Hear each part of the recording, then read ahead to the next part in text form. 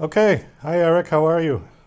Hi, I'm good. Thanks for having me. Well, thank you for coming on the show. Nice to see you.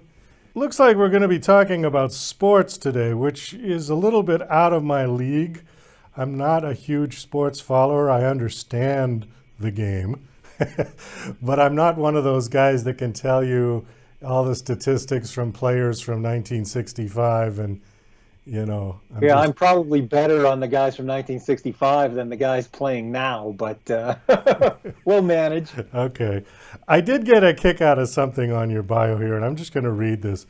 When he broke his wrist as a young boy, Eric got Argonauts quarterback and future NFL star Joe Theismann to sign his cast.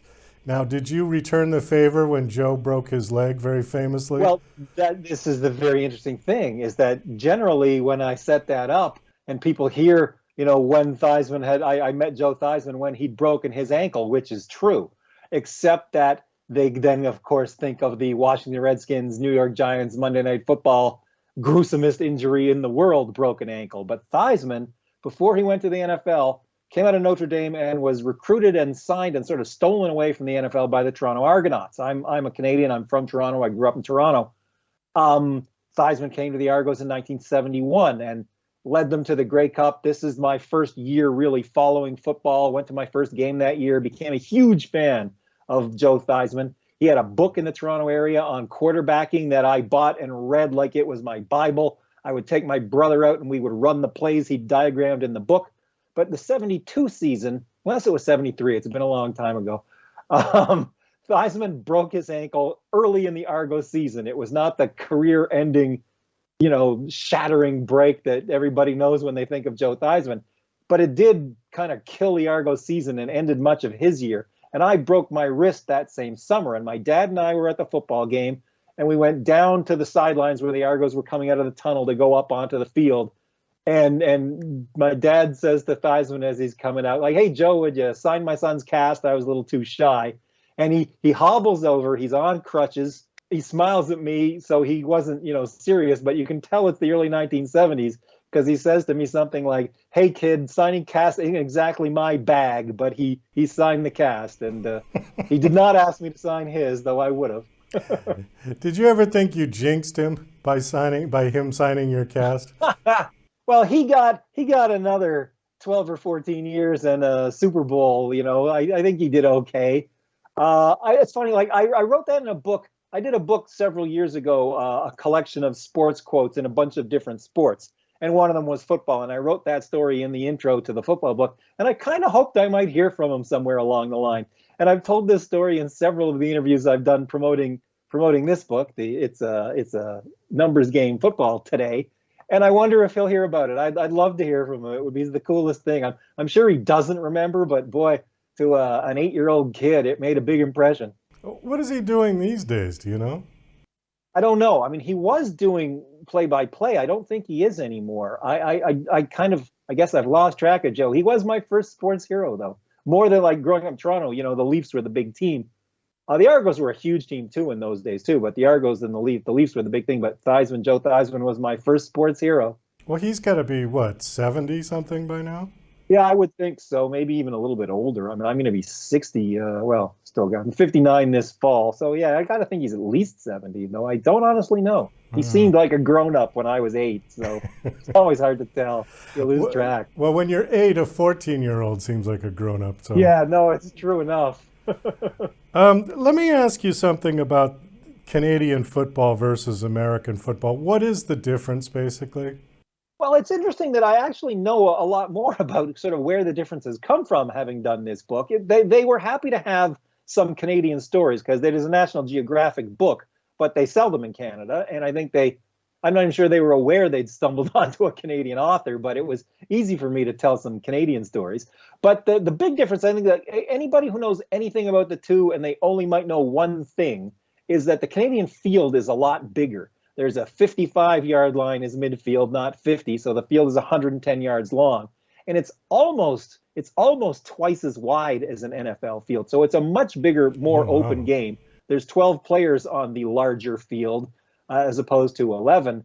The scoring rules are a little bit different. I mean, basically it's the same. There's the field goals and touchdowns and points and point after kicks and 2-point converts. But there's also, in Canadian football, if you kick a ball into the end zone, like a field goal goes wide or a punt goes into the end zone and the other team doesn't bring it out, you score a single point for that. So that can affect the scoring quite a bit. And I think there's also, I mean, there's the 2-point safety in the NFL, but it seems to happen more in Canadian football.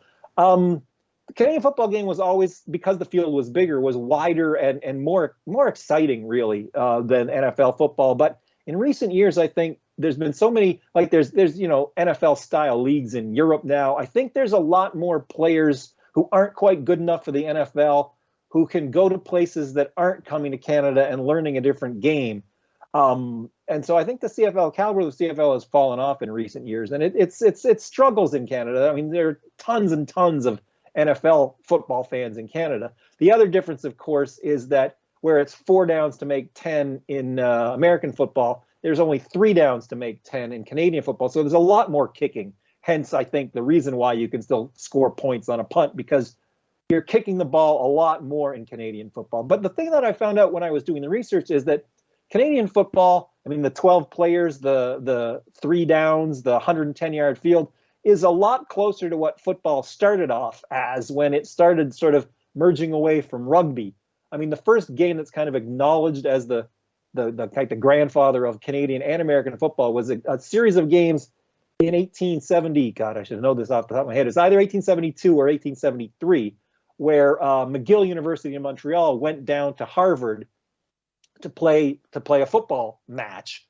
And Harvard had different rules. The American game was more of a kicking, more of a soccer style game. And they played one game under the American rules and one game under the Canadian rules. And the Harvard players really liked the Canadian rules and started introducing it to the other Ivy League schools. And that's sort of where both Canadian and American football start, though the Americans, being Americans, I guess, got more innovative, more inventive, and changed a lot more. Canadian football is closer to its original roots than American football. But the games are pretty much similar. I mean, if you watched a Canadian football game, having never seen one, other than the fact that there's a lot more movement on the field, like American field football, you can only have certain men moving before the ball is snapped. Canadian football, everybody can be moving. Well, not all the linemen, but all the backfielders and the receivers. So it's a lot. It looks different, but you certainly wouldn't go like, my God, what is this? What are they playing? You'd recognize it as football. Okay, well, I don't think I've honestly ever seen a Canadian football game. Are the uniforms? I wonder how many Americans have. Are the uniforms the same? Yeah, they look the same. They the look the guys, same. Generally speaking, are a little bit smaller, just because we're not getting, I guess, the top athletes are playing in the NFL. But yeah, I mean, a Canadian football player, American football player, NCAA football player, you couldn't look at one in a uniform and not go, gee, I wonder what game he's playing. It's not like Australian rules. Well, that's what I was just going to say. That. I mean, Australian rules football, they're practically naked on the field. Yeah, I mean, that's much closer to rugby. Yeah. No, our game's much closer to American football. Let's talk a little bit about your book. Our clock is ticking here. You want to hold it up again? Yeah, sure. Okay, it's a numbers game, football. Now, on your bio, it's talking about numbers calculations and things behind plays. Can you just explain that a little bit? Well, the book, I mean, a lot of the numbers in football are very obvious. I mean, there's the numbers on the players' jerseys. There's the numbers on the field.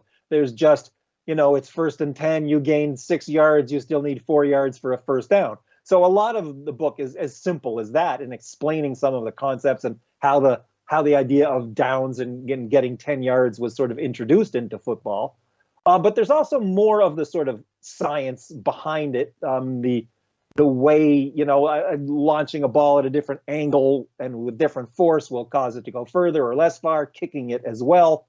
But it really is, mostly it's the standard numbers in football, how we add up the yards and different terms describing, it's a football book before it's a math book. It's certainly not a math textbook.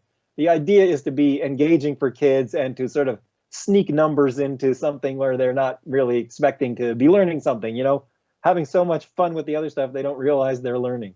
That's the plan. Your bio says you've written over 40 books. Are these all about sports, or are they varied topics? All about sports, but mostly about hockey. As I say, I'm from Canada. I lived in Toronto. I live in a small town now, north and west of Toronto. I worked for 20 something years for a small publishing company in Toronto that did media publications for the NHL before everything went online. And from that, I sort of got plugged into writing other books, but they've all been sports, almost all hockey, many for children, plenty for adults as well. The children's books, they do well. People still buy books for kids. So many adults will tell you, oh, I don't read anything anymore, but kids still read, and people still like to buy a book for a kid. So children's writing's been a good gig. Have you ever met a Canadian that didn't like hockey? I guess there are different degrees of how much they like it and don't, but no, I don't know if I've ever met one who flat out says, I just hate hockey. Because every Canadian I've had on the show has been absolutely fanatic about hockey. I was just going to say, whether they were promoting it or not, I mean, I had a filmmaker on who did a movie, maybe you've seen it, called Goalie. It was the story of Terry Sawchuk. Oh, yeah.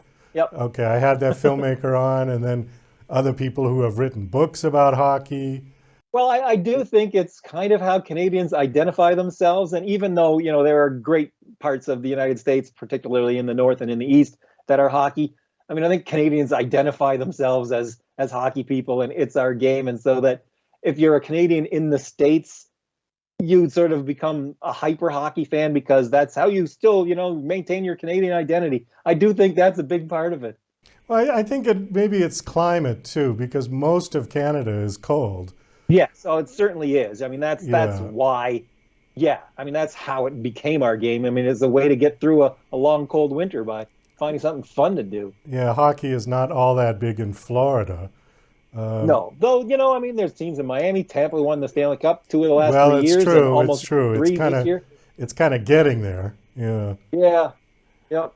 I don't know. Canadians have a kind of both a love and hate for that idea. It's like, it's our game and you're taking it over. But yay, it's our game. Hockey and palm trees. It just doesn't seem like it goes together. Yeah, no, it's odd. This particular book is a children's book, yeah? What kind of age range is it?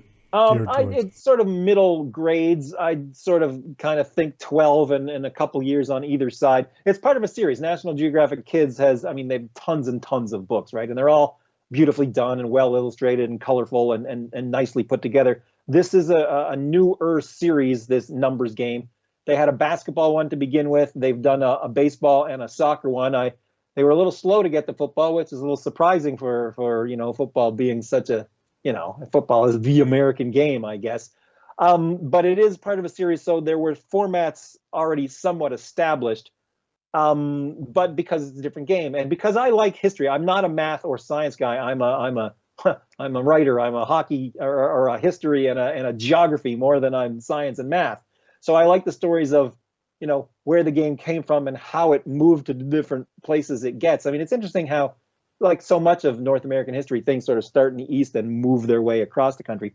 So I find those things as interesting more so than the math and science. So I sneak as much history. That's why I say, like, the players from 1965. There's plenty of references to Bart Starr and Johnny Unitas and Dick Butkus and Jim Brown as much as guys playing today. But because we always have to bring it back to the math and explain the terms and the numbers, it keeps it relevant. I think kids will get a kick out of it, and I think adults will too. I'm not 100% sure it will make a math genius out of a kid who hates math, but I think it will at least make a kid hate math less. I feel like if this book had been out when I was a kid, I might have hated math less. Well, I think that's a good objective.